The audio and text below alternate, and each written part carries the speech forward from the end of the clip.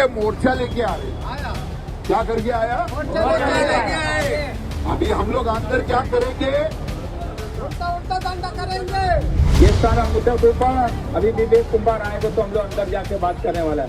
सब लोग बैठने के लिए तैयार है ना? लेबर कोड रद्द करो,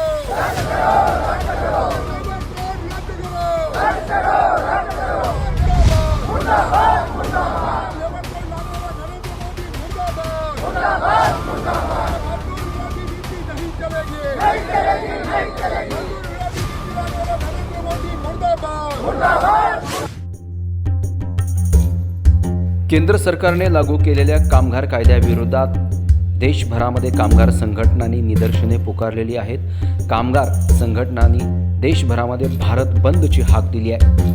शेतकरी संघटना आणि अखिल भारतीय काँग्रेस कमिटीने देखील या बंदला पाठिंबा दर्शवला आहे। तसेच याच पार्श्वभूमीवर मुंबईत कामगार कर्मचारी संघटना संयुक्त कृती समिती यांनी वांद्रे येथील कामगार आयुक्त कार्यालयासमोर संयुक्तपणे भव्य निदर्शनं करण्यात आलेली आहेत। हे दृश्य आहेत वांद्रे येथील कामगार कार्यालयाच्या बाहेर कामगार आणि केंद्र सरकारने लागू केलेल्या कामगार कायद्याविरोधामध्ये जोरदार निदर्शनं केली आहेत। माझं नाव बबन ठोके आहे। आज आम्ही इथे लेबर कमिशनर ऑफिसच्या समोर इथं 4 लेबर कोडच्या विरोधामध्ये निर्देशन करण्यासाठी आज देशभरावरती जो एक दिवसीय संपाची हाक दिलेली आहे त्याला यशस्वी करण्यासाठी या ठिकाणी आम्ही आलेलो आहोत। आज आपल्याला माहिती आहे की 4 लेबर कोड हे जुन्या 29 लेबर कोडला रद्द करून हे 4 लेबर कोड आणण्याचं काम केलेलं आहे आणि हे 4 लेबर कोड पूर्णपणे भांडवलदार धार्जिने, मालक आणि ठेकेदार धार्जिने आहेत आणि याच्यामधून कामगार कष्टकऱ्यांना सर्व अधिकारापासून वंचित करण्याचं काम जे आहे तर ते या लेबर कोडच्या माध्यमातून करण्यात येणार आहे।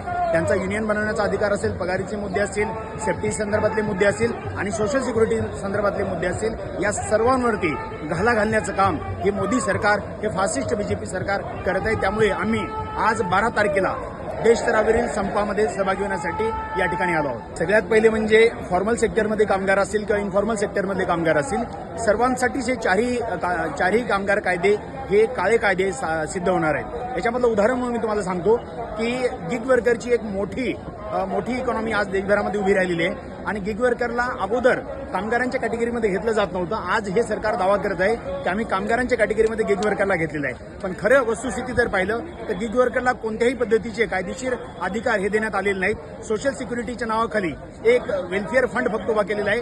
तो वेलफेअर फंड कुठून जमा केला जाईल, त्याचं वितरण कसं होईल याच्या संदर्भात काहीही स्पष्टता नाही। म्हणजे गिग वर्करच्या मोठ्या एका सेक्शनला आज कामगार चौकटीच्या अंतर्गत आणून सुद्धा वाऱ्यावर सोडण्यासारखी परिस्थिती या कायद्याअंतर्गत करण्यात आली आहे। म्हणजे एकंदरीतच जर पहिला कोड बघितला, वेज संदर्भातला पहिला कोड बघितला, दुसरा असेल, तिसरा असेल, चौथा असेल, हे 4ही लेबर कोड जे जुने कामगार कायदे होते, ज्या कायद्यामुळे कामगारांना थोडेफार अधिकार कागदोपत्री का असेना पण मिळत होते, ज्याच्यासाठी लढलं जाऊ शकत होतं, पण या 4 लेबर कोडने कामगारांना युनियन बनवण्याच्या अधिकारापासून, पगारीच्या मुद्द्यापासून सर्वच मुद्द्यावरती जे आहे तर ते वंचित करण्याचं काम आणि कायदेशीर चौकटीच्या बाहेर फेकण्याचं काम केलेलं आहे। त्यामुळे आम्ही या 4 कामगार कायद्याचा विरोध करतो। यासारख्या अन्य बातम्या बघण्यासाठी तुम्ही आमच्या चॅनलला लाईक करा, शेअर करा, सबस्क्राईब करा।